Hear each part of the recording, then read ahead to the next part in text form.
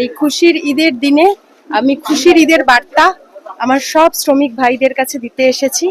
তো খুশির ঈদ সবাই খুশির ঈদের মতন পালন করবে, সাধারণ মানুষকে আমি এই বার্তা দিতে এসেছি। প্রত্যেক বছর এই খুশির ঈদে প্রত্যেক বছর আমরা আসি, আমাদের দলের নেতৃত্ব কর্মীরা আসে, এখানে উপস্থিত হয়, সব শ্রমিকদের ভাইদের পাশে দাঁড়ায়। কিন্তু আমাদের একটাই দুঃখ, এই খুশির ঈদের দিনে কোথাও গিয়ে শ্রমিক ভাইদের মনটা হয়তো দুঃখে ভরা, কারণ এই মিলটা বন্ধ।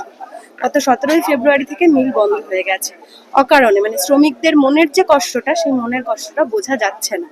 কেন যাচ্ছে না, কি কারণে যাচ্ছে না, সেসবের কারণ আমরাও জানি না।